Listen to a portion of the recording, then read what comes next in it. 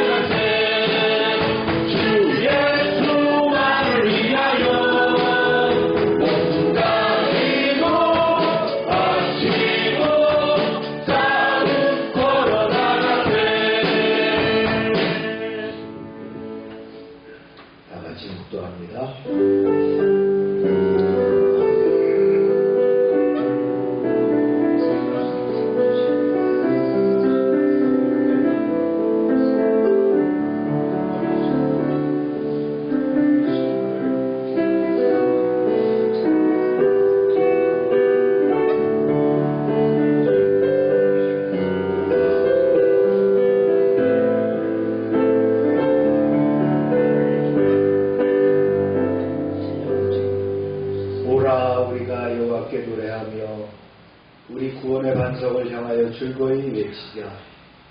우리가 감사함으로 그의 앞에 나아가며 시로 그를 향하여 즐거이 부르자. 대저 여호와는 크신 하나님이시요 모든 산들보다 크신 왕이시로다. 아멘. 사랑과 은혜가 풍성하신 하나님 아버지, 오늘도 우리를 주님의 날로 부르시고 예배하게 하시니 감사드립니다. 아멘. 특별히 추석 연휴 가운데에도 주의 전을 찾아 예배드리며 주님의 은혜를 기억하는 성도들의 마음을 기쁘게 받아 주소서. 아멘.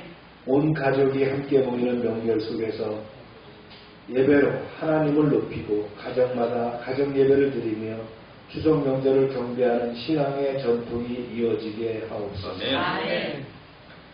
세대가 함께 예배하는 자리마다 믿음이 세워지고 감사와 사랑이 흘러넘치게 하옵소서. 아멘. 주님, 이번 명절 동안 민족의 대이동이 이루어지는 모든 길 위에 주의 손길로 안전을 지켜주시며 고향을 오가는 모든 발걸음 위에 평강을 더하여 주옵소서. 아멘. 만남의 자리를 복음의 통로로 삼게 하시고 가족과 친지들에게 예수 그리스도의 사랑과 구원의 복음이 전해지는 명절이 되게 하옵소서. 아멘. 또한 타지에서 병상에서 또는 홀로 명절을 보내는 이들에게도 하나님께서 위로와 평안을 주시며 모든 백성이 주님 안에 하나 되어 감사와 찬양을 올려드리게 하옵소서. 아멘. 이 시간 우리의 예배가 형식이 아니라 마음과 뜻과 정성을 다한 경배가 되게 하시고 하나님의 말씀으로 우리의 삶이 새로워지게 하옵소서. 아멘. 모든 예배 시종을 성령께 의탁하며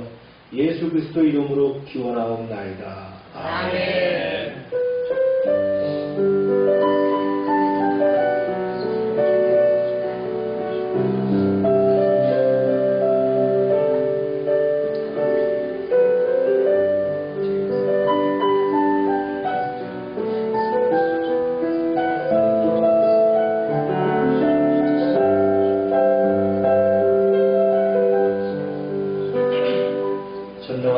천지를 만드신 하나님 아버지를 내가 믿사오며 그 외아들 우리 주 예수 그리스도를 믿사오니 이는 성령으로 잉태하사 동정녀 마리아를 하시고 본디오 빌라도에게 고난을 받으사 십자가에 못 박혀 죽으시고 장사한 지 사흘 만에 죽은 자 가운데서 다시 살아나시며 하늘을 오르사 전능하신 하나님 우편에 앉아 계시다가 저희로서 산자와 죽은 자를 심판하러 오시리라.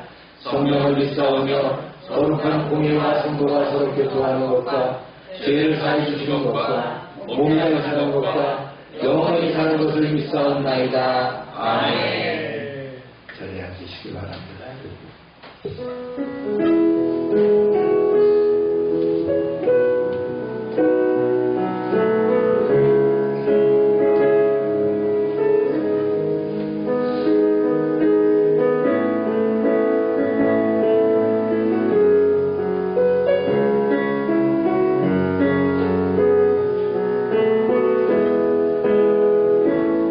오늘 주시는 것 감사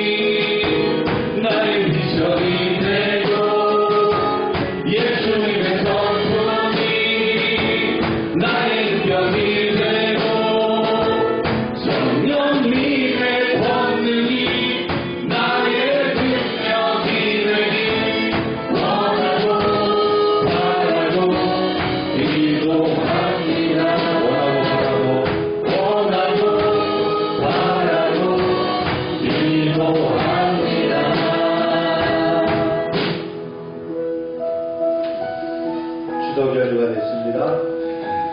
내일은 추석이죠. 또 가족들과 함께하는 또 시간이 되겠죠. 우리 가족들을 기억하면서 여러분 기도하시길 바랍니다. 믿는 이들에게는 더 큰 하늘의 축복이, 또 믿지 않는 이들이 구원의 축복이 있기를 기도하시기 바랍니다. 주여 하고 기도합니다.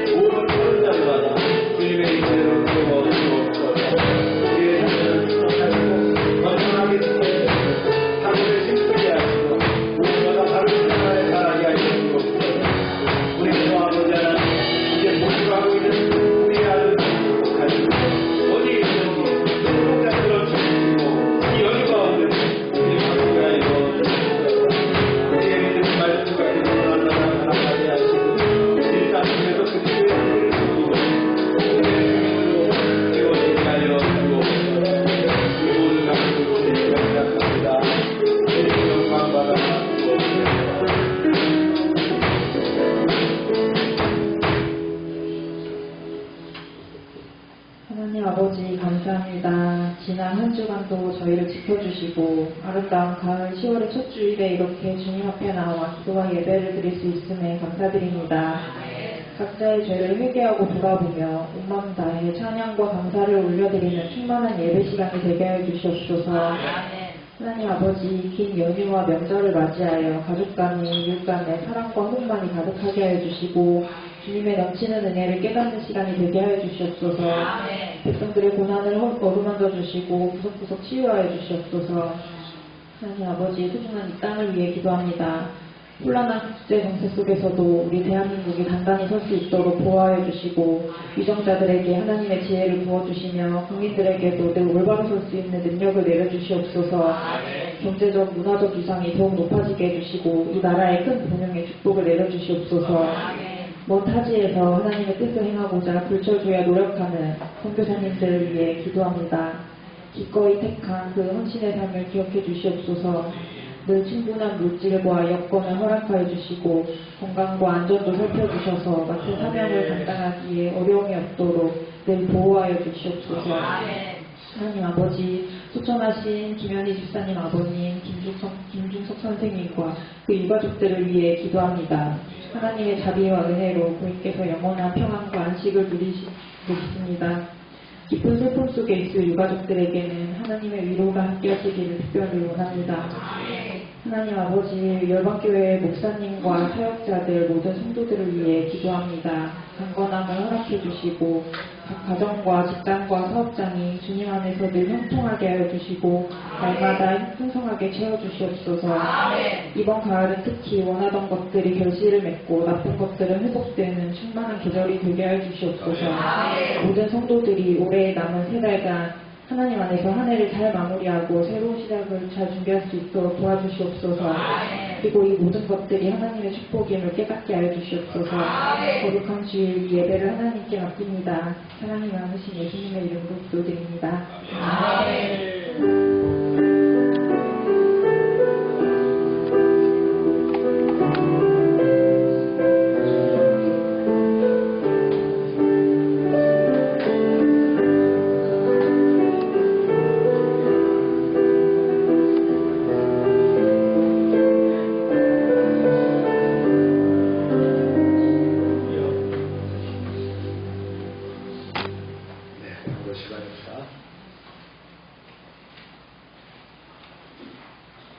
연회관에도 매일 기도하고 큐티하는 거 생활하시기 바랍니다.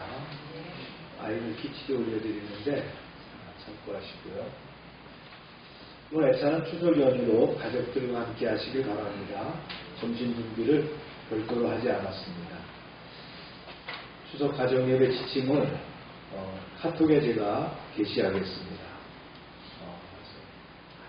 여러분들이 그냥 쭉 읽어나가면 될 수 있도록 작성을 했기 때문에 가정에서 예배 드릴 때 대표자가 또 이렇게 사회자가 되어서 예배 드리시길 바랍니다. 네, 즐거운 추석 지내시고요. 아동센터는 휴무가 계속되죠. 그리고 금요일날 쇼콜라에서 초크림 만들기 프로그램 진행합니다. 성교사님들 프로그램도 진행하고요. 김현희 집사님 부친께서 호천에 있어서 장례가 있었습니다. 29일 별세에서 10월 1일 날 발인을 해서 모셨습니다. 제가 익산이죠, 익산. 제가 옛날 한때 그 칠공소에서 근무를 해가지고 그쪽 지역에 잠깐 있었던 기억이 있는데 또 장례식 때문에 가보니까 새롭더라고요. 김현희 집사님 가족들이 전부 다 한등치라 하더라고요. 다 키가 있고요. 우리 범기 형제처럼 다 키가 크고 등치가 있는 집안이었어요. 꽃을 이렇게 아주 발들일 틈이 없도록 꽃을 받았는데 아마 홍성호 집사님이 많이 갖다 놓은 것 같아요. 그죠? 아주 은혜 가운데 장례를 잘 치렀다고 하니까 너무 감사하고요. 80세 바로 넘겨서 너무 좀 안타깝긴 합니다. 요즘은. 옛날 같으면 88순이라 그러면 다 장수했다 그러는데 요새 좀 아쉬운 나이지만 참 부모님 먼저 가시면 늘 가슴에 이렇게 담고 살게 되죠.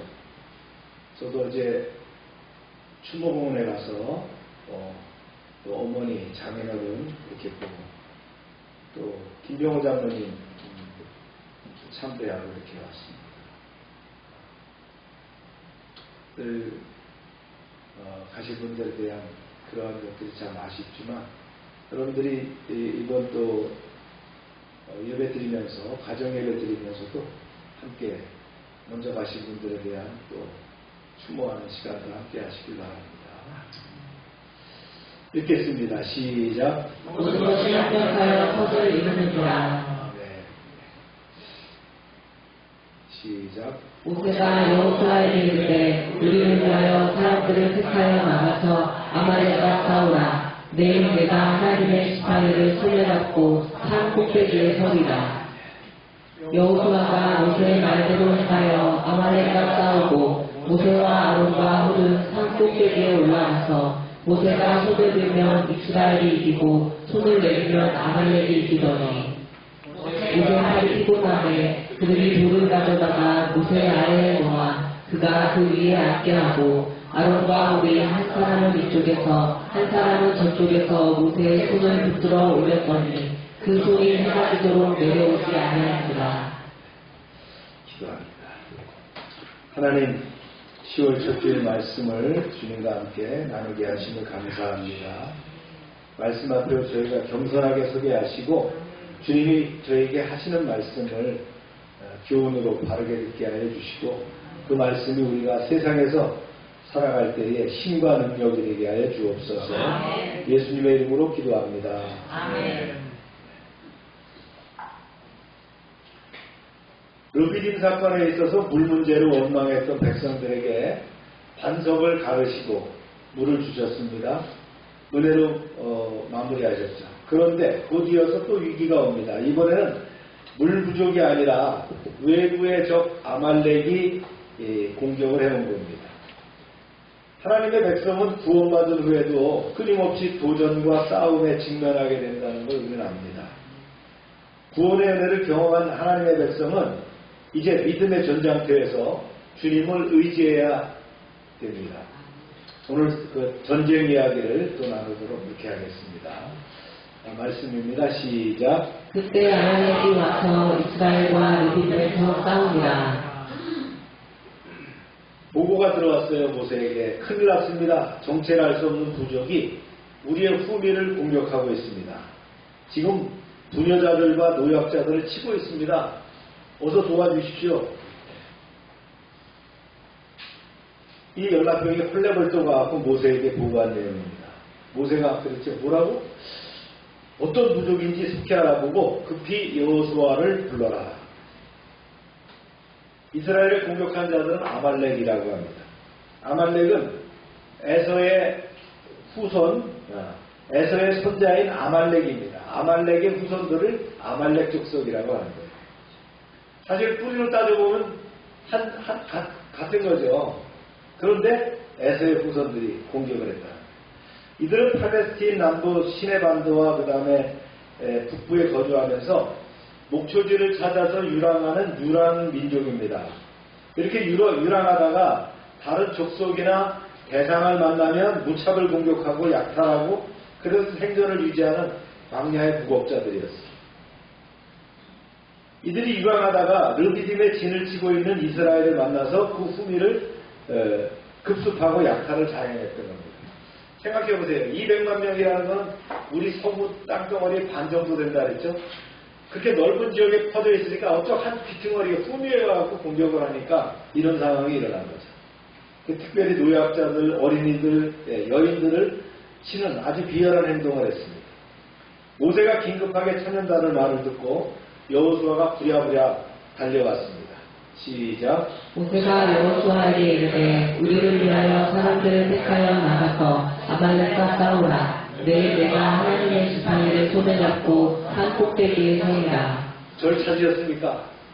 여호수아야, 너는 지금 가서 장정들을 뽑아서 당장 아말렉과 맞서 싸워라.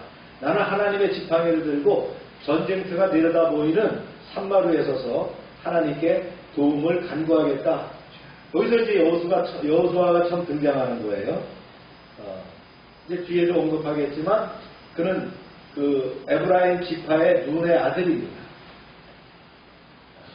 이제 여기서 이제 여호수아가 등장하면서 이제 시작이 되게 됩니다. 뒤에서 또 설명할게요. 여호수아가 군사들을 모았어요. 자, 나를 따르라. 감히 하나님의 백성을 공격하다니.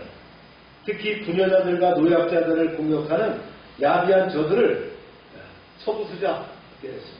말씀 볼까요? 시작. 여호수아가 모세의 말대로 행하여 아말렉과 싸우고 모세와 아론과 훌은 산 꼭대기에 올라가서 여호수아는 장정들을 급히 모아가지고 군대를 편성해서 싸움을 하러 나갔고 이제 모세와 아론과 훌은 산마루에 올라갔어요. 근처에 있는 산마루, 고지죠. 고지에 올라갔고 이제 그 싸움을 볼 수 있는 장소까지 올라갔어요. 통상 우리가 작전을 수행할 때 보면 군인들이 CP라는 게 있습니다. 커맨드 포스트라는 게 그런 고지에 들어가서 이제 전투를 지휘하게 되죠. 그런 상황이 됐다는 거예요. 여기서 나온 등장인물이 아론과 모세와 형이죠. 아론은 모세의 형이고 훌은 모세의 누이인 미리암의 남편이라고 추정이 됩니다. 그런데 군대 전력으로 보면 이스라엘이 불리합니다. 아말렉 족속은 원래 약탈을 주업으로 삼는 호전적인 족속이기 때문에 광야에서 전쟁하는데 아주 능숙합니다.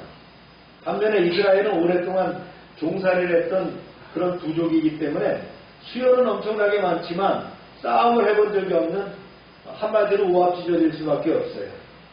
이번에도 급한 대로 장정을 골라서 전투를 하러 나갔지만 그들이 갖고 있는 무기라는 게 무슨 대단한 창검이 아니었겠죠? 그렇죠. 노기구나 가지고 있는 작대기나 이런 것들이었을 거예요. 계속됩니다. 말씀이 시작. 모세가 손을 들면 이스라엘이 이기고 손을 내리면 아말렉이 이기더니. 그래도 싸움은 일진일 때 치열하게 공방이 됐습니다. 근데 놀라운 광경이 일어났는데요. 모세가 이 산마루에서 지팡이를 잡은 그 손을 말이죠. 하늘 높이 들고 있으면 이스라엘이 이기고 힘들어서 내리면 지는 거예요. 시간이 흐를수록 어떻게 됩니까?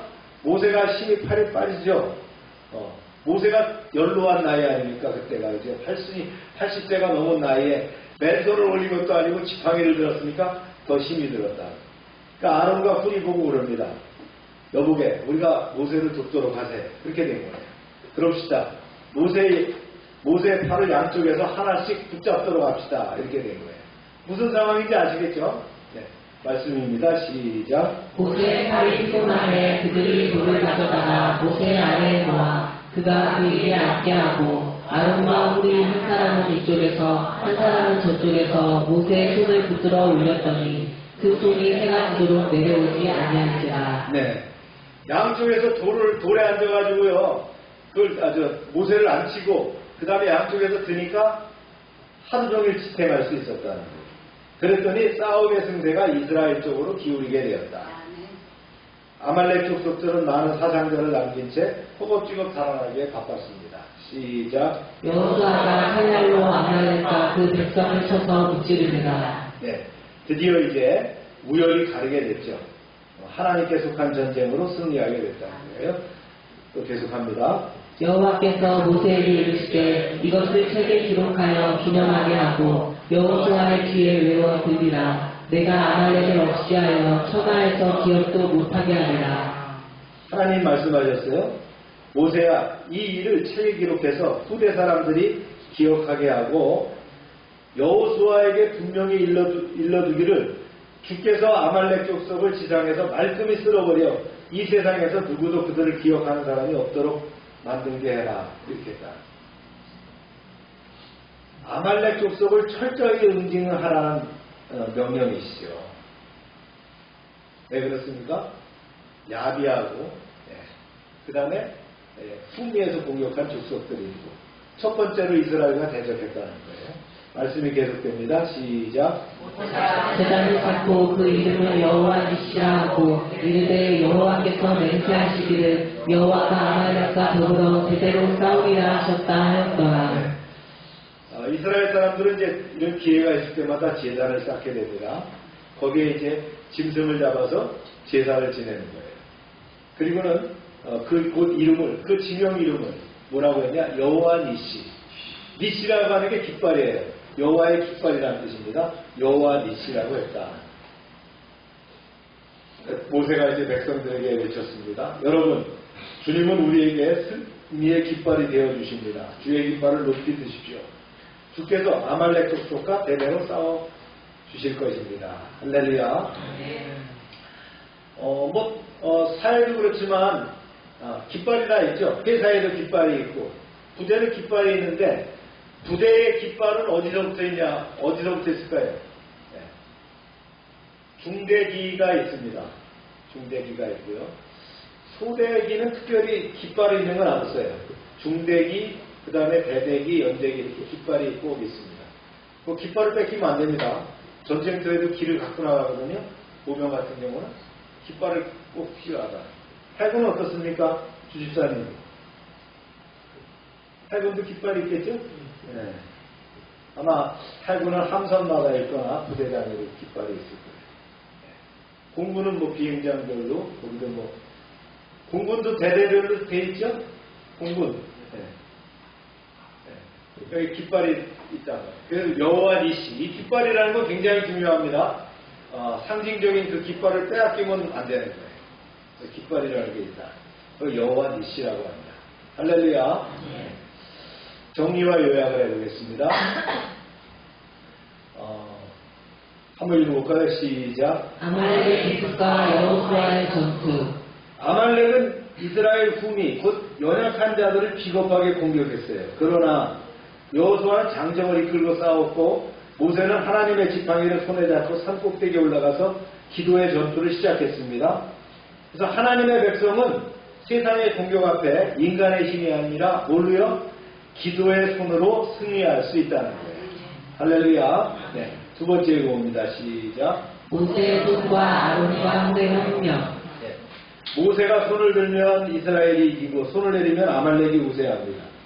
피곤한 모세의 손이 내려오면 결국은 어떻게 됐어요? 아론과 훌이 붙잡아주자 그 손을 해가 지지 않도록 내려오지 않았고 승리할 수 있었다. 그렇습니다. 가정도 교회도 함께 기도할 때 주의 능력을 경험하고 승리할 수 있습니다. 자, 세 번째 읽어봅니다. 시작. 여호와의 손은 아말렉을 기업에서 지으심.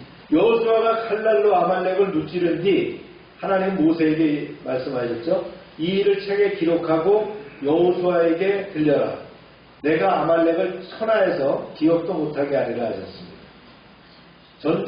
전쟁은 인간의 힘에 있지 않고 오직 어디에 있다고요?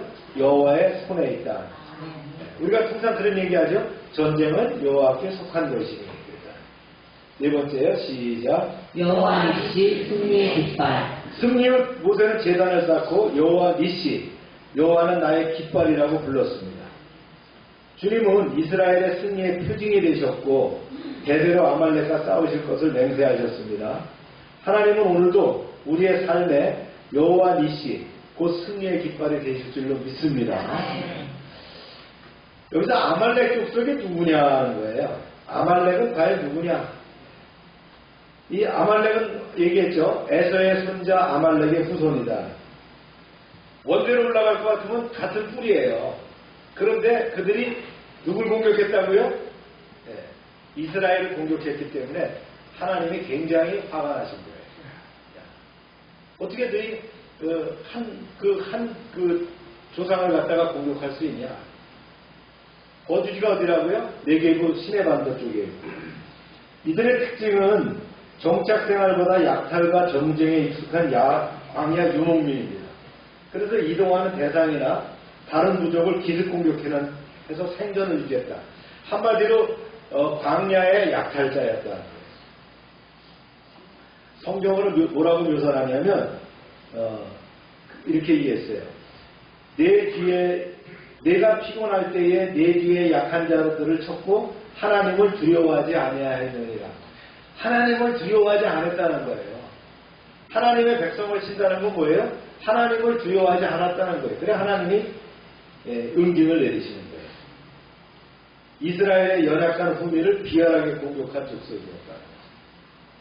그래서 아말렉을 어떻게 하랬어요? 철저히 멸하라고 하셨어요. 이 이유가 뭐냐? 가장 먼저 이스라엘 백성들을 대적했다는 거예요. 광야에 나온 이스라엘을 제일 먼저 공격한 외부 이방 민족이 누구라고요? 아말렉이었다. 시범 케이스가 굉장히 중요합니다. 그래서 아예 없애라고 그랬잖아요. 그래서 이게 단순한 그 부족 간의 충돌이 아니에요. 하나님의 구원 역사를 정면으로 대적한 반역적인 행위였다. 구원의 역사를 가로막는 행위였다. 용서가 안 되는 거예요. 그 다음에 신명기 25장 19절에 보면 너는 천하의 아말렉에 대한 기억을 지워버려라. 너는 잊지 말지라. 이걸 누구한테 가르쳐주라고요? 여호수아. 이 후계자에게 그렇게 알려줘. 이거 대대로 알려줘. 이 얘기입니다. 그래서 아말렉은 단순한 민족적인 원수가 아니에요. 하나님의 구원 계획을 거슬린 대적자였고, 그 다음에 하나님이 굉장히 어떻게 해요? 화가 나셨단 말이에요. 그 민족에 대해서. 너는 나에게 대적을 했어. 나를 두려워하지 않았어. 이렇게 판단하셨다. 역사적으로 어떻게 됐냐면요. 사사시대에 보면 사사기 3장과 6장에 보면 미디안과 그 모압 연합군, 이 아말렉과 함께 공격을 합니다. 이스라엘. 아말렉이 연합을 해가지고, 유목민들이 연합을 해가지고 어떻게 해요? 공격을 합니다. 이때 등장한 대표적인 인물이 누구죠?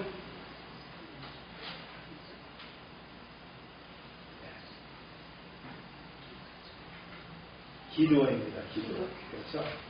기드원의 300용사가 나오죠? 네. 32,000명을 뽑아서 10,000명을 죽였고, 10,000명을 죽여갖고 물을 먹게 해갖고 300명을 죽입니다. 그 다음에 항아리에다가 횃불을 감추고서는 동시에 항아리를 깨뜨리고 소리를 질렀어요. 그랬더니 그 중단한 그 무리들이 어떻게 했어요? 혼비백산해갖고 자기네들끼리 쳐 죽이고는 도망가 버렸다. 그런 역사가 바로 사사시대에 나왔어요. 그 다음에 사울왕 시대에 보면 사무엘상 15장에 하나님이 사울에게 아말렉을 진멸하라 그랬어요. 진멸한다는 그 의미가 뭐예요? 네. 노인부터 어린아이까지 다 죽일 뿐만 아니라 모든 가축도 다 죽여라. 진멸입니다. 아주 초토화시켜라. 그게 하나님의 그 분노가 거기에 있는 거예요. 그런데 지혜로운 사울이 어떻게 했어요? 왕 아합을 살렸습니다. 포로로 잡아왔고요. 그 다음에 거기서 좋은 가축들을 가져왔어요. 사무엘이 늦게 와갖고 아주 화를 냈죠. 야, 너 이 무슨 뭔 일이야? 너 왜 하나님의 명령을 어겼어? 그랬더니 제가 얼마나 잘했습니까? 그러면서. 그죠? 이거 다 제사 지낼 때 쓰고 말이죠. 우리 재산 될 겁니다. 이랬죠. 그래서 이때의 사울왕이 폐위되는 결정적인 원인이 여기서 제공이 된 거예요. 그만큼 하나님은 아말렉에 대한 뭐가 있다고요? 감정을 갖고 있어요. 다윗 시대는요. 3월 30장에 보면 이 아말렉 족속들이 다윗의 근거지인 시글락을 공격합니다. 다윗이 도망자 생활하면서 시글락에다가 이렇게 본거지를 만들고 있는데 거기를 공격해서 자기 자녀들을 잡아가고 자기 부하들의 자녀들을 다 잡아가 버렸어요. 그래서 쫓아가고 그들을 무찌르게 되는 사건이 됩니다. 그 다음에 이제 남유다 시대의 히스기야가 역대상 4장에 보면 아말렉 족속을 처벌해서 진멸합니다. 이후로는 아말렉이 이름이 안 나옵니다.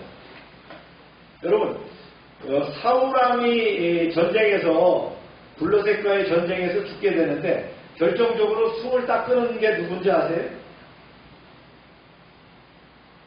아말렉입니다. 아말렉 족속의 한 젊은이가 사울왕을 숨을 끊게 됩니다. 이게 역사 속에서 그렇게 흘러가게 되어 있다. 자, 이걸 정리하면요, 아말렉은 이스라엘의 첫 번째로 공격한 원수였고요. 하나님의 백성을 대적하는 자는 곧 누구예요? 하나님 자신을 대적하는 것이라는 거예요. 하나님의 자녀를 공격하는 자는 누구를 공격하는 거예요? 하나님을 공격하는 거예요. 이후 히스기야 시대의 역사 속에서 완전하게 사라지게 됩니다. 그 다음에 또 등장한 인물이 하나 있었죠? 여호수아에 대한 이야기. 여호수아의 이름은 원래 호세아였는데 호세아는 구원인데 모세가 이름을 여호수아로 바꿉니다. 여호수아라는 건 여호와는 구원이시다라는 뜻이거든요. 이게 헬라어로 보면 예수스라는 말이에요. 그래서 신약에서 예수라고 하는 이름은 여호수아와 같은 이름이라는 거예요. 유대인들은 예수님을 뭐라고 불러요? 예수아라고 부른다. 에브라임 지파입니다. 에브라임 지파는 어디에 속하죠? 요셉의 가문이죠. 에브라임과 므낫세. 그렇죠? 출애굽 당시의 나이가 몇 살이었느냐? 대략 한 40세 정도로 추정되는데요. 하나님 말씀하신 대로 20세 이상 장정 중 가나안에 들어간 자는 누구와 누구라고요? 여호수아와 갈렙 두 사람이었다. 그 인물 중에 하나가 여호수아. 여호수아의 업적들이 성경에 쭉 나오는데요. 르비딤 전투, 오늘 말씀하는 르비딤 전투에 승리하고요. 그 다음에 이제 주요 업적으로 따지면 모세의 시종이다라는 거예요. 모세의 곁에서 늘 동행하면서 하나님의 인재와 말씀을 가까이 경험합니다. 출애굽기 33장에 보면 그의 사역자 눈의 아들 여호수아는 해막을 떠나지 아니하였더라. 지금으로 말하면 늘 교회에 머무는 자였다는 거예요. 그가 그의 충성과 영적인 갈망을 보여주고 있죠. 지도자는요, 이런 영적인 사람이 되어야 될 줄로 믿습니다. 그 다음에 정탐꾼이 되죠. 민수기 13장에 보면, 13, 14장에 보면, 가나안 땅을 정탐하는 12사람 중에 한 사람이 됩니다. 대부분의 정탐꾼들이 갔다 와서 뭐라고 보고합니까? 그들은 완전히 그 장대 같은 말이죠. 사람들이고, 우리는 거기에 비하면 메뚜기입니다. 그랬더니 여호수아와 갈렙이 뭐랍니까? 그들은 우리의 밥이다. 여호와께서 우리와 함께 하신다면 너희 이길 수 있다. 이렇게 하죠. 그 결과 어떻게 합니까? 40년을 광야 생활을 이어갈 수밖에 없는 그런 상황이 됐죠. 그러나 오직 여호수아와 갈렙만 가나안 땅에 들어가는 은혜를 누리게 됐다. 모세의 후계자로 세워지게 됩니다. 하나님이 모세에게 그러죠. 민수기 27장에 뭐라고 하냐면 여호수아는 그 안에 성령이 머무는 자라 이렇게 말씀합니다. 하나님이 여호수아는 성령 충만한 자야 이렇게 얘기합니다. 그래서 후계자를 세우라고 하는 거예요. 모세가 여호수아가 생기기도 잘생기고 등치도 좋고 말이죠. 똑똑하고 쓸만하니까 쓴 거 아니에요. 하나님께서 성령 충만한 자야 이렇게 지명해 줬기 때문에 지도자로 썼다는 거예요. 우리 여기에 주목을 해야 돼요. 교단장도 누가 돼야 돼요? 성령 충만한 사람이 돼야 된다고. 대표자들이 나온다면 선발자들이 나온다면 그 중에 성령 충만한 사람 써봐야 될 것 같아요. 진짜 안타깝죠? 지도자도 마찬가지예요. 성령 충만한 사람이 쓰여져야 된다. 그가 결국은 요단강을 도하해서 가나안을 정복합니다. 모세 뒤를 이어서 요단강을 건넜고 여리고 아이성, 헤브론 등을 가나안 성읍들을 차례로 정복한 다음에 31명의 왕을 무찌르고 약속의 땅을 재분배합니다. 그 일을 누가 했다고요? 여호수아가 했다. 우리가 모세라는 사람이 큰 인물이지만 그 후임자 여호수아도 대단한 사람이었다. 그리고 그가 이제 은퇴할 때에 보별사에서 뭐라고 하느냐. 이게 여호수아서 24장 15절 말씀이에요. 나와 내 집은 여호와만을 섬기겠노라. 이런 거구나. 참 멋있는 명언을 했죠. 나와 내 집은 여호와를 섬기겠노라. 할렐루야. 네. 이스라엘 백성들에게 하나님에 대한 충성을 촉구하는 거죠. 성경적인 평가입니다. 지도자입니다. 믿음의 지도자. 그래서 성경에 뭐라고 했냐면 여호수아가 백성을 안식의 땅으로 인도했다. 그 엔드 스테이트를 보게 한 사람이 바로 여호수아다. 그 순종의 모범이죠. 하나님의 명령에 철저히 순종한 지도자로 평가를 받았다. 그 다음에 그리스도의 예표가 되었다. 그래서 그 이름조차도 예수아가 됐다는 거예요. 그렇습니다. 여호수아는 에브라임 지파 눈의 아들로 모세의 시종이자 믿음의 동역자였고요. 르비딤 전투에서 처음 등장해서 모세의 후계자가 되었고 요단강을 건너서 가나안 땅을 정복하는 전쟁을 승리로 이끌었어요. 그런 믿음과 순종으로 평가를 받는 탁월한 지도자이자 장차 오실 예수 그리스도의 모형으로 성경에 기록된 인물이다. 할렐루야. 이러한 인물들이 우리 교회에서 나오기를 주의 이름으로 축원합니다. 모세가 손을 들었다 그랬어요. 모세의 손. 그래서 모세가 손을 들면 이스라엘이 이기고 내리면 지는 이유가 뭐냐는 거예요. 여기는 하나님의 주권이 개입되었다는 걸 상징하죠. 모세가 들고 있는 그 지팡이가 어떤 지팡이입니까? 홍해를 갈랐던 지팡이입니다. 따라서 손을 든다는 것은 뭐예요? 전쟁의 승패가 군사력이 아니라 하나님의 손에 달려있다. 아멘입니까? 이러한 강력한 그 손이 있어야 될 줄로 믿습니다. 우리 한민족에. 우리가 900번 이상의 외침을 받아서 아직까지 생존해 있잖아요. 1950년도 전쟁이 발발하고 나서 53년 전쟁이 끝났을 때 완전히 우리나라가 망가졌잖아요. 그런 가운데 지금 세계 10대 강대국이 됐습니다. 세계 5대 군사 강국이 됐어요. 여기가 끝이 아니죠? 우리 여호수아의 전쟁처럼 끝을 봐야 되는 거 아니겠어요? 이때에 그런 기도의 손에 그런 지도자가 나야 될 줄로 믿습니다.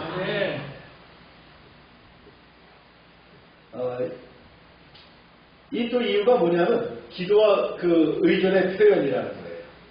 즉 모세가 손을 내린다는 건 뭐예요? 기도의 지속이 약해졌다는 거예요. 즉 인간적인 연약함입니다.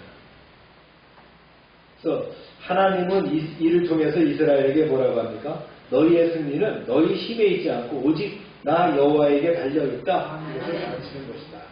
그래서 상징적으로 보여준다. 우리가 손을 들고 기도한다는 게 그런 의미를 가진다.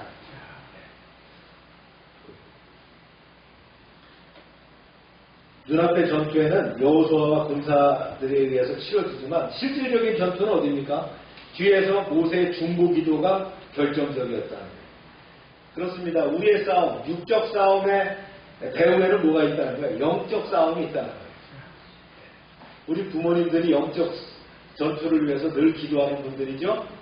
자녀들이 앞에서 싸움을 하고 있을 때 우리 부모님들이 뒤에서 기도가 필요하다는 거예요. 늘 자녀들을 위한 기도를 할 때에 자녀들이 승리할 줄 믿습니다. 이런 기도의 모습에서 얻을 수 있는 교훈이 뭐냐? 첫째는요, 기도가 전쟁의 승패를 좌우한다는 거예요. 기도 없는 교회와 성도는 패배할 수밖에 없어요. 승리의 관건은 뭡니까? 하나님의 능력을 붙잡는 기도에 있다. 기도가 멈춰서는 안 된다. 그리고 기도는 지속적이고 공동체적이어야 한다. 혼자서 했다 그러면 팔이 내려왔을 거예요. 그러나 아론과 훌이 함께 붙들어줬죠. 한 사람의 기도가 무너질 때 교회와 동역자들이 함께 붙들어줄 수 있을 때 승리할 수 있습니다. 혼자서는 할 수 없지만 함께 할 때 승리할 수 있죠. 그래서 기도는 곧 믿음의 고백이라는 거예요. 손을 든 모세의 모습이 뭡니까? 여호와가 우리가 여호와만 의지합니다라는 그 표현이라는 거죠. 기도는 단순히 요청하는 행위가 아니라 승리와 패배를 결정하는 믿음의 행동이라는 거예요. 할렐루야. 그렇습니다. 출애굽기 17장 여기 전쟁의 승패가 군사의 칼이 아니라 뭐라고요? 기도의 손에 달려있다. 기도가 필요하다. 이 사건은 성도와 교회가 싸우는 모든 영적 전쟁에서 기도의 지속성, 공동체성, 믿음의 고백이 얼마나 중요한지를 가르쳐주고 있다. 그래서 서로 우리가 기도를 나누며 함께 기도하는 것 굉장히 중요합니다. 오늘 말씀을 적용하고 통찰합니다. 오늘 말씀은 여호와 니시, 기도의 손과 함께 되는 손입니다. 르비딤 반석에 물을 주신 하나님은 곧바로 아말렉 공격이라는 현실의 전쟁을 허락하셨어요. 은혜 뒤에는 뭐가 와요? 전쟁이 오고 전쟁 가운데는 또 은혜가 분명해지는 게 있어요. 오늘 본문은 승리의 비밀이 칼과 창이 아니라 하나님의 손, 기도의 손에 있다는 것을 보여줍니다. 첫 번째는요. 한번 읽어볼까요? 시작. 공격은 후기에서 온다. 연약한 수적인 표적이다. 이 야비한 아말렉 족속들이 어디를 노렸을까요? 가장 약한 곳을 노렸다는 거예요. 그래서 아녀자들이 있는 것, 노약자들이 있는 것을 공격하는 거예요. 원수는 언제나 믿음이 느슨해지고 연약한 순간을 파고듭니다. 우리가 전쟁이라는 것을 배울 때, 전략가 전술을 배울 때 가장 이 장교들한테 연구하게 하는 것이 뭐냐면요. 적의 약점이 어디냐. 그래서 적의 약점을 판단하는 그 참모가 누구냐? 정보참모입니다. 이 정보참모는 아군보다는 적에 대한 것을 연구하는 사람이에요. 그래서 그 휘하에 있는 여러 정보 자산들이 있죠. 지금 같은 뭐 드론이라든가, 그 다음에 이제 항공기라든가, 그 다음에 위성이라든가, 그 다음에 인간 휴먼에 의한 정찰대라든가 이런 것을 통해서 정보를 판단해갖고 적을 파악합니다. 그래서 적이 어디가 제일 약점이냐를 찾는 거예요. 그래서 정보 판단의 주 내용은 뭐냐? 어디가 약점입니다. 어디로 공격하세요. 작전 참모는 그 약점에다 공격할 수 있는 현존 군사력을 배비시키는 것. 이걸 편성하는 게 작전이 하는 일입니다. 신명기 25장 18절에 말씀하죠. 시작. 그들이 내가 행동할 때에 내 뒤에서 너를 찾아 내 약한 자들을 치고 하나님을 두려워하지 아니하였다. 네, 사탄의 전략도 오늘날 다르지 않다는 거예요. 우리의 약점이 뭐냐는 거예요. 사람이 왜 나이 들면 병약해지고 죽느냐? 약해지기 때문입니다. 그 사람의 약해진 부분이 있으면 그것으로 다른 병균이 또 합병증이 일어나게 돼서 결국은 죽음에 이르게 되는 거예요. 그래서 다른 건 다 건강해요. 근육도 있고 다 건강한데 어느 한 부분이 나쁜 건 뭐예요? 안 돼요. 그죠? 자기가 운동을 많이 해서 근육도 있는 것 같은데 술, 담배 많이 하면 결국 그 술, 담배로 약해져 갖고 죽게 되는 거예요. 다른 건 다 좋아. 근데 혈압이 높아. 혈압 때문에 문제가 생길 수 있어. 이걸 우리가 조심해야 돼요. 내 약점이 뭐다? 약점을 대비하는 것이 중요합니다. 그리고 강점을 극대화하는 것이 승리할 수 있는 방법이다. 아멘입니까? 이것에 대한 이거를 가장 전략적으로 가장 제일 얘기한 사람이 누구냐? 중국의 손자입니다. 손자봉법이 그렇게 유명하다. 트럼프에게 물었습니다. 당신이 권하는 그 가장 좋은 책, 권하는 그 권면서가 뭐냐? 첫 번째가 뭔지 알아요? 손자병법입니다. 우리가 지피지기는 백전 불태, 적을 알고 나를 알면 백전 싸워서 패하지 않는다.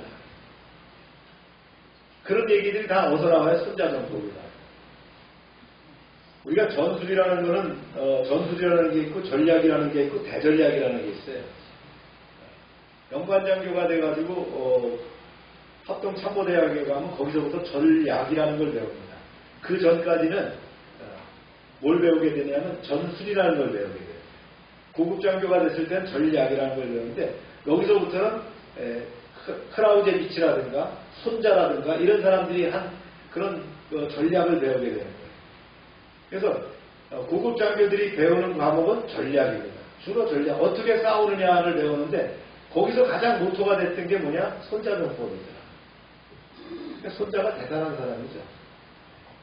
이 시대의 지도자들도 손자병법이 필요하다라고 봅니다.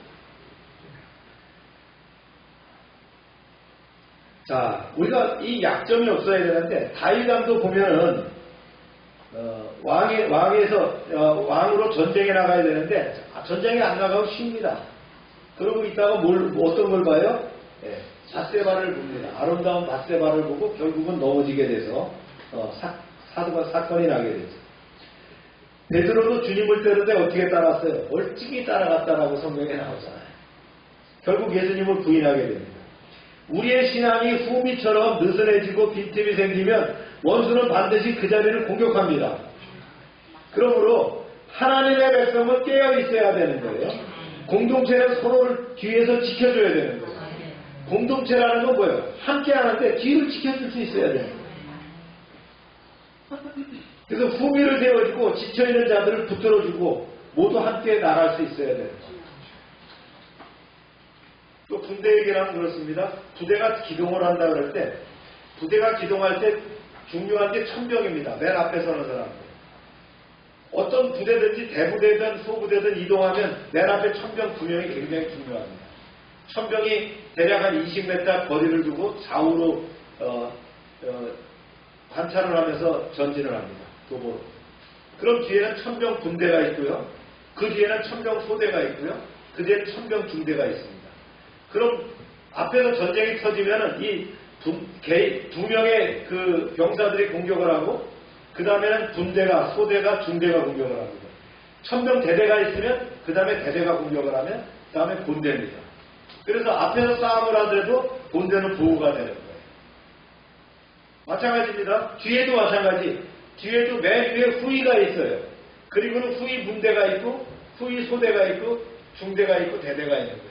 뒤를 쫓아오면 뒤에서 하게 되는 거예요. 측방으로는 프랭크를 둡니다. 그래서 수색대나 정찰대를 두고서는 이 좌우측으로 프랭크를 맡게 됩니다. 여기는 지금 이제 드론이나 공격 헬기나 이러한 것들에 의해서 보호받으면서 나가는 거예요. 그럼 포병은 어떻게 해요? 진지를 이동하면서 구간 전진합니다.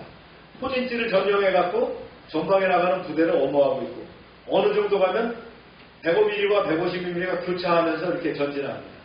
그렇게 해서 나가는 거예요. 근데 적이 딱 나타났다. 그럼 앞에 있는 천병이 싸우게 되면 뒤에서 포가 바로 날아가게 됩니다. 그래서 그 전방에 앞에 나가 있는 그 천병 소대에 누가 나가 있냐면 포병 관측장교가 나가는 거예요. 그래서 F4가 맨 앞에 나가다가 적을 딱 발견하면 사격 임무를 드립니다. 우한전방 감측자 사격 임무, 화집전 남바 델타 알파 하나공하나, 적 1개소대 출현, 쏴! 그러면 뒤에서 빵! 하고 나가는 거예요. 포는 미리 다 포탄을 넣고 있거든요. 그러다가 쏴! 그러면 화집전 남바 하나공하나로 딱 돌리면서 포를 땡기면 포가 한 번에 18발이 딱 날아와서 꽝! 하고 떨어지는 거예요. 그렇게 해서 엄호하는 거예요. 요즘은 이제 드론이라든가 항공화력, 항공기 이런 것들이 이제 있으니까 되죠. 그래서 이 천병과 후위가 굉장히 중요하다. 우리 믿음도 마찬가지예요. 그게 뭐라고요? 기도하는 것이다. 할렐루야. 자, 두 번째 읽어봅니다. 시작. 전쟁은 여호와께 지켰다. 기도의 손이 승패를 가른다. 모세는 여호수아에게 다른 사람들을 택해 전쟁에 나가서게 하고 자신은 어떻게 합니까? 하나님의 지팡이를 들고 산에 올라갔다는 거예요. 싸움은 칼과 창만으로 하는 것이 아니라는 거죠. 하나님의 능력에 달렸다는 사실을 보여주는 거예요. 우리 역시 마찬가지예요. 삶에서 만나는 수많은 공격을 힘으로 막으려 하기보다는 하나님께 의지하는 기도로 맞서야 한다는 거예요. 그래서 승리는 인간의 힘이 아니라 기도의 손에 달려있다. 아멘입니까? 우리가 기도하면서 이르는 거예요. 주님, 제가 그래요. 얘가 못살게 굴어야 할 때 어떻게 합니까? 하나님의 화력이 날아오는 거예요. 하나님의 천군 천사가 공격을 하는 거예요. 하나님의 방어가 드러나는 거예요. 아멘입니까? 세 번째는요. 시작. 혼자 두는 손은 오래가지 못한다. 아론과 그의 협력. 네. 그렇죠. 혼자 기도해서 되는 게 아니라 함께 기도하는 것이 중요하다. 우리 신앙도 마찬가지라는 거예요. 네. 그래서 하나님의 나라는 한 사람의 천재적인 그 능력으로 세워지는 것이 아니라 여러 사람이 어깨와 헌신이 함께할 때에 세워진다는 거예요. 전도서 4장 12절에 귀한 말씀을 했죠. 시작. 한 사람이면 패하겠거니와 두 사람이면 맞설 수 있나니 세겹줄은 쉽게 끊어지지 아니하느니라. 그래서 모세와 아론과 훌이 세겹줄처럼 함께했기 때문에 이스라엘이 승리할 수 있었다. 우리도 교회 공동체 안에서 서로를 붙들어주며 함께 기도하며 짐을 지는 믿음의 동역자가 되시기를 축원합니다. 제 노트에도 여러분의 이름들이 다 적혀 있습니다.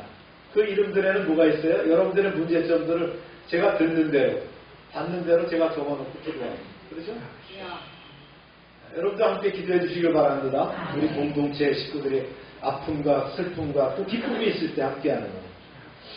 자, 네 번째입니다. 시작. 승리는 기억될 때 다음 수지를 낳는다. 여호와 니시의 대다. 이건 제가 한 말이 아니고요. 하나님께서 하신 말씀입니다. 여호와 니시, 이거 기록해라는 거예요. 이거 전해서 교육하라는 거예요. 여호와는 승리라는 겁니다. 아멘입니까? 그래서 감사하는 은혜를 보존하고 기록은 은혜를 전승합니다. 여호수아의 칼이 아니라 하나님의 손이 이스라엘을 지키셨음을 기억하게 하신 것이죠. 이처럼 믿음의 공동체가 승리를 기억할 때 그 기억은 다음 세대에게 믿음을 전하는, 그래서 앞으로 싸움에서도 담대한 용기를 가지게 한다는 거예요. 이스라엘은 홍해를 가르신 하나님의 은혜를 기억하면서 광야를 걸어갈 수 있었어요. 여리고성을 무너뜨린 하나님을 기억하면서 가나안 땅을 차지합니다. 우리 또한 삶 속에서 그렇죠. 하나님이 주신 작은 승리와 응답을 들은 그 기억을 가지고요. 세상을 향하여 나가는 거예요. 다윗은 과거에 자신이 사자의 발톱과 곰의 발에서 건지신 하나님을 기억하면서 골리앗 앞에 돌멩이 가지고 나간 겁니다. 그래서 신앙은 기억의 힘이라는 거예요. 아멘입니까? 우리가 믿음 안에서요, 담대할 수 있었던 건 뭡니까? 나에게 성령이 기름 부었던 그 사건, 성령이 나를 타치했던 그 사건, 성령께서 나에게 말씀하신 그 기억을 갖고 나가는 거예요. 오늘 우리도 개인의 삶과 교회의 여정 속에서 하나님이 세워주신 승리의 깃발을 높이 들어야 될 줄로 믿습니다. 문제를 만날 때마다 낙심하는 대신에 어떻게 합니까? 여호와 니시, 은혜를 떠올릴 때 다음의 승리를 기대할 수 있다. 믿음의 길은 과거의 은혜를 잊지 않고 그 은혜 위에 새로이 믿음을 세워가는 여정이기 때문입니다. 오늘 말씀을 냈습니다. 오늘 4가지를 이렇게 말씀했죠. 르비딤의 목마름이 끝난 뒤 곧 전장에 왔어요. 우리가 그러죠. 이게 시원하다 하는데 또 다른 갈등과 마찰이 있게 되는 거예요. 은혜 뒤에 싸움이 오고 싸움 가운데 은혜를 확인하게 됩니다. 오늘 본문에 4가지가 나옵니다. 후미를 지키고 기도의 손을 들고 함께 붙들어주고 승리를 기억하라는 부르심이 있었죠. 후미를 점검하길 바랍니다. 믿음이 느슨해진 부분이 어딘가, 관계가 끊긴 자리가 어딘가, 말씀과 기도가 끊긴 자리가 어딘가, 이걸 다시 메꿔야 된다는 거예요. 공동체는 어떻게 해요? 교회는 약한 지체들의 뒤를 지켜주는 후미대가 되어야 된다. 두 번째는 기도의 손을 들 수 있어야 된다. 전쟁은 누구에 속했다고요? 여호와께 속했다. 상황이 앞서가서 가도 기도가 뒤처지면 패합니다. 올려드린 손이 내려오지 않도록 작은 시간이라도 어떻게 합니까? 끊이지 않고 기도해야 됩니다. 급할수록 여러분 기도해야 됩니다. 끊임없이 기도해야 됩니다. 세 번째는요, 이 세 겹줄의 결단이 회복되어야 된다. 혼자 들면 오래가지 못합니다. 그래서 이번 한 주 여러분들이 한 사람을 정하고 또 서로의 팔을 붙들어 주시길 바랍니다. 전화 한 통으로 격려할 뿐만 아니라 함께 기도하는 또 작지만 실제적인 그 동역이 승세를 바꿀 수 있는 역사가 이루어져 간다. 할렐루야. 네 번째 여호와 니시를 기록하라고 했죠. 우리가 감사의 일기 한 줄, 그죠? 가정 예배의 또 간증, 이런 짧은 보고가 어떻게 합니까? 다음의 승리를 세울 수 있는 승리의 깃발이 된다. 무엇보다도 우리의 참된 모세이신 예수 그리스도께서 십자가에서 두 팔을 벌려서 영원한 중보를 이루셨어요. 그분의 보혈의 깃발 아래 서는 자가 영원히 승리할 줄로 확신합니다. 그러니 두려움이 아니라 깃발을 바라보는 믿음으로 걸어가는 여러분 되시길 바랍니다. 이제 우리는 각자의 자리에서 일어나서 후미를 세우고 손을 들고 또 서로를 붙들며 받은 승리를 기록하는 추석 연휴 한 주가 되기를 주의 이름으로 축복합니다. 기도합시다.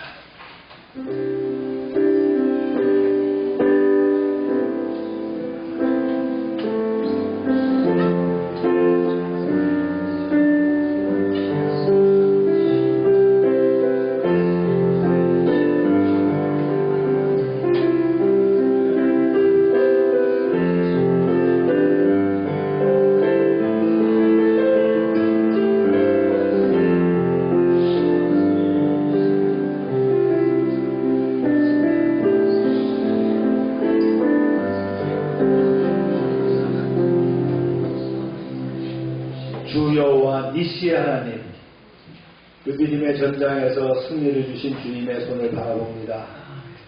우리의 후미를 지키지 못해 쉽게 무너지는 부분들을 주 앞에 내어놓습니다. 우리의 연약한 틈을 타는 아말렉의 공격에서 지켜주옵소서. 모세처럼 기도의 손을 들게 하시고 아론과 훌처럼 서로의 팔을 붙들어주는 동역의 은혜를 주옵소서. 전쟁의 사람의 힘에 있지 않고 오직 여호와께 있음을 믿사오니 가정과 교회의 일터에 하늘의 개입을 허락하옵소서. 오늘 우리가 드는 작은 기도의 손에 순종과 인내를 더하게 하시고 이번 주 우리의 삶에서 분명한 승리의 표지를 보게 하옵소서. 받은 은혜를 잊지 않도록 기록하게 하시고 묘한 이 시의 깃발을 높이 들고 다음 세대에 전하게 하옵소서. 예수님의 이름으로 기도합니다. 아멘. 다 같이 일어나셔서 찬송 드리며 기도로 마칩니다.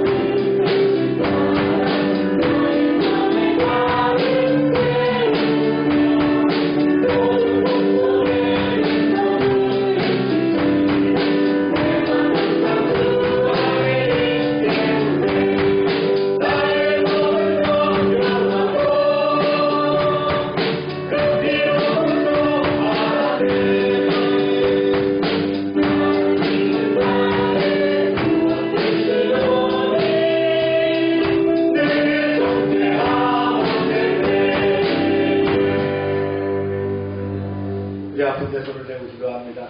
하나님, 치료를 위해서 기도합니다. 나의 연약함과 부족함을 주님께 내어놓습니다. 강한 손편 발로 붙잡아 주실 때에 치유될 줄로 믿사오니 성령의 기름 부음과 치유의 강선을 바라여 주옵소서. 예수 이름으로 명령한다. 모든 질병은 떠나가라. 병의 근원은 마르고 깨끗하게 될지어다. 이 시간 역사하셔서 우리를 치유하시고 회복시키셔서 하나님께 영광 돌리는 삶이 되게 하여 주옵소서. 날마다 넘치게 하시는 구원의 은총에 감사드리며 저희들에게 주신 것을 구별하여 하나님의 것을 드립니다. 약속의 말씀대로 10의 1조를 또 감사의 예물을 또 선교의 예물을 약정된 예물을 하나님께 드립니다. 30배, 60배, 100배로 넘치게 허락해 주시옵소서. 황충을 금하여 주시고 저희의 기업을 보호해 주시고 아름답게 해 주시며 이제 하나님 저들이 공격할지라도 주님 물리칠 수 있는 그런 믿음의 능력을 더하여 주옵소서. 늘 말씀 가운데 살게 하시되 그 명령을 지켜가는 하나님의 백성들이 세계 모든 민족 위에 뛰어나게 할 줄로 믿습니다. 하나님의 말씀을 순종하면 우리에게 복이 그대로 미칠 줄로 확신합니다. 성읍에서도 복을 받게 하시고 들에서도 복을 받게 하시며 몸의 소생과 토지의 소산과 짐승의 새끼와 우양의 새끼가 복을 받으며 광류와 떡 흑반죽 그릇이 복을 받으며 들어와도 복을 받고 나가도 복을 받게 하여 주시옵소서. 대적이 일어나 우리를 치료할지라도 저들이 한 길로 왔지만 7길로 패하여 도망가게 하여 주옵소서. 하나님께서 우리를 위하여 하늘의 아름다운 보고를 열어서 우리의 땅의 때를 따라 비가 내리게 하시고 우리의 손으로 하는 모든 일에 복을 주셔서 많은 민족들에게 나누며 베풀게 하시고 머리가 되고 꼬리가 되지 않게 하시며 위에만 있게 하시고 아래에 있지 않게 하여 주옵소서. 이제 저희가 드린 이 물질 하나님 일하는데 귀하게 쓰여지게 하시고 쓰이는 곳마다 하나님의 영광과 역사하심이 드러나게 하여 주옵소서. 이제는 우리 주 예수 그리스도의 은혜와 하나님 아버지의 크신 사랑과 성령의 교통하심이 이제로부터 영원토록 함께 하시기를 축원하옵나이다. 아멘.